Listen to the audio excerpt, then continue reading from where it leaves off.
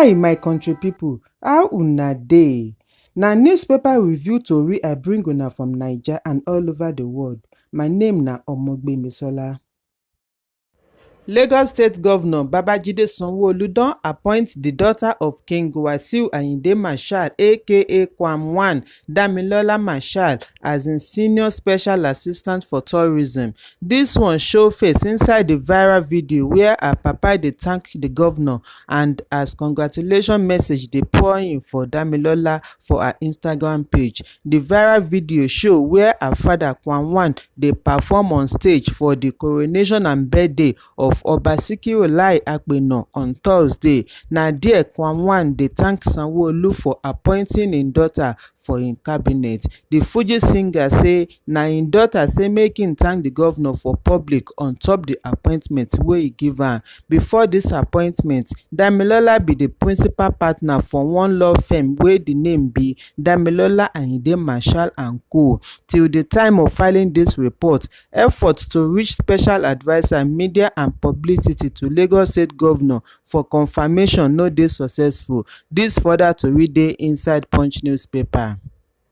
One federal high court for Kano don issue order wey stop the National Electricity Regulatory Commission (NEC) and Kano Electricity Distribution Company (KEDCO) from implementing the new electricity tariff for Band A customers. Na two companies wey their name be Supersac Company Limited and BBY Sachs Limited file dis case for court. Other company wey follow dem file case na Mama Samu Industries Limited, Dala Foods Nigeria Limited, Tofa Textile Limited and Manufacturers Association of Nigeria Limited.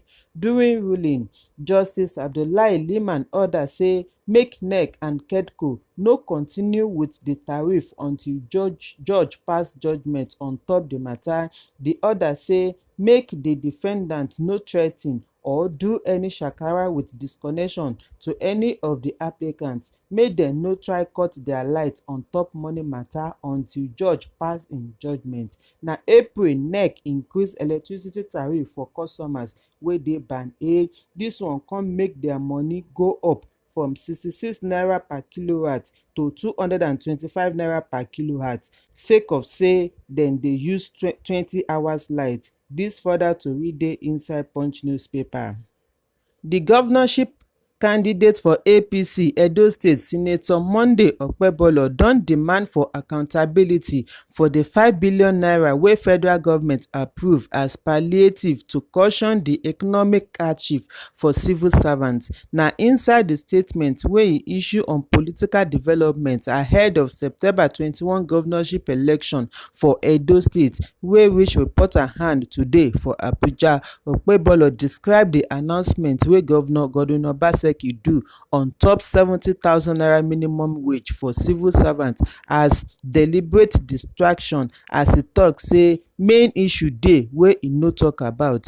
The statement explain how President Bola Tinubu approve 5 billion naira for every state including FCT for 2023 make dem take am buy food and share to the poor for every state and pay civil servants some amount of money inside for 6 months.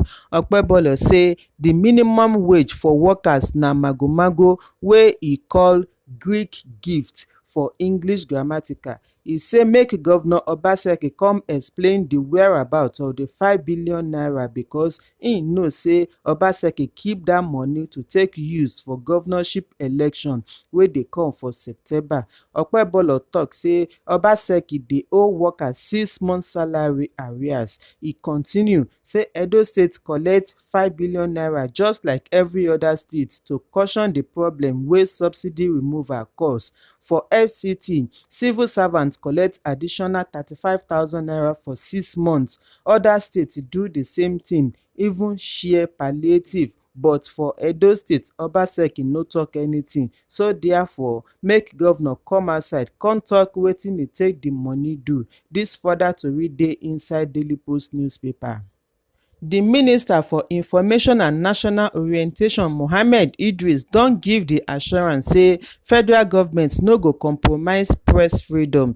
The minister tok dis one today wey be Friday for Abuja inside di press briefing wey im ministry organize in partnership wit Federal Ministry of Environment and Ecological Management and di United Nations Educational and Scientific Organization UNESCO to mark dis year's World Press Freedom Day. Mohammed Idris wit oda ministers dem brief for di event. E say im never see somebody for dis life wey enter jail or go exile as a result of press freedom. E say for Nigeria, press dey free but make honesty and transparency dey there. Minister say President Bola Tinubu recognize the importance of responsible media coverage to enligh ten, inform and educate Nigerians and the world so that everybody go dey informed well well. Dis further tori dey inside the Nation newspaper. Upper Area Court for Kubwa, Abuja don dissolve 17-year-old marriage wey love no dey today between Lawal Modipo and her husband Ismaila.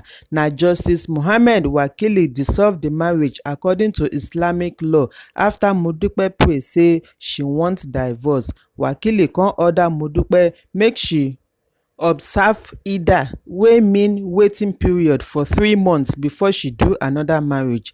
Before now, Modupe, wey be mother of 3 children, tell court say she marry Ismaila under Islamic law on October 24, 2007, but na since June 17, 2023 di husband pursue am comot for house, and na since den dem dey live separate. Ismaila explain say e pursue im wife comot for house because di wife wan collect Giwa title holder and e no want. E say im tell am say if she accept dat title make she comot for im house, but di wife explain say she don already tell am before she accept di title. Na one day e come back home come change im mind say im no gree again. Dis further tori dey inside Daily Post newspaper.